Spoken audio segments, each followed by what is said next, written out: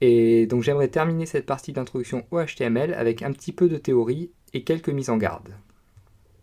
Alors pour commencer déjà, vous devez savoir que différents navigateurs peuvent produire différents résultats à partir d'un même code.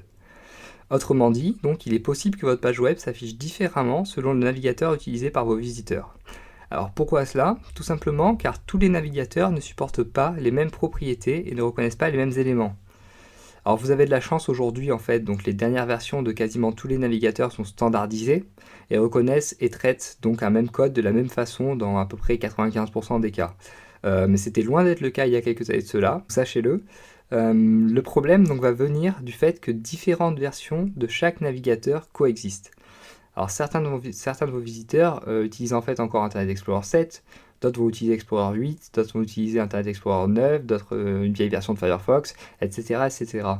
Donc le problème va en fait très souvent venir des vieilles versions d'Internet Explorer qui ne reconnaissent pas certaines fonctionnalités du HTML entre autres et du CSS3, ou qui utilisent des propriétés non standardisées, c'est-à-dire qui sont propres à Internet Explorer. Ça c'était encore dans l'ère où Windows dominait le monde. Donc si je vous dis tout cela, c'est vraiment pour attirer votre attention sur la nécessité de tester votre code avec différents navigateurs et différentes versions de chaque navigateur afin de voir si le résultat est plus ou moins conforme à vos attentes. Alors donc si vous cherchez un peu sur internet, vous verrez qu'il y a des sites donc, qui proposent automatiquement de tester sur tous les navigateurs et toutes les versions. Vous pouvez les utiliser si vous voulez, sinon cantonnez-vous vraiment aux versions les plus importantes donc selon vos visiteurs. Donc pour tester donc si le résultat est plus ou moins conforme à vos attentes. Alors s'il ne l'est pas, je vous laisse encore une fois chercher sur le web, vous trouverez des patchs donc pour telle ou telle propriété pour Internet Explorer 7 par exemple, donc qui corrigent les erreurs. Donc je vous laisse chercher car en fait tout détailler ici serait vraiment trop long car il y a énormément de patchs. Donc je vais chercher selon vos besoins spécifiques. Alors ne devenez pas maniaque pour autant, hein, ne perdez pas des jours et des jours à fixer une broutille pour une version d'un navigateur qui est utilisée que par 3 de vos visiteurs. Vraiment concentrez-vous sur les problèmes essentiels.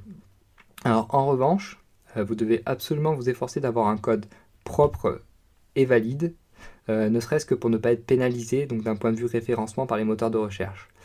Alors pour vérifier la validité de votre code, le W3C, donc le World Wide Web Consortium, donc l'autorité en matière de codification des langages informatiques, met à notre disposition différents outils et notamment des validateurs HTML et CSS.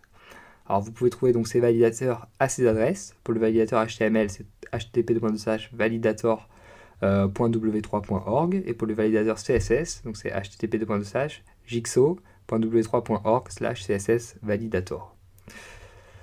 Donc vous devez vraiment vous efforcer d'avoir toujours un code valide. Et voilà qui clôt notre introduction au HTML. Et il est donc maintenant temps de passer au CSS. Et donc vous allez enfin pouvoir modifier l'apparence de vos textes, rajouter des bordures ou changer la disposition des éléments sur votre page.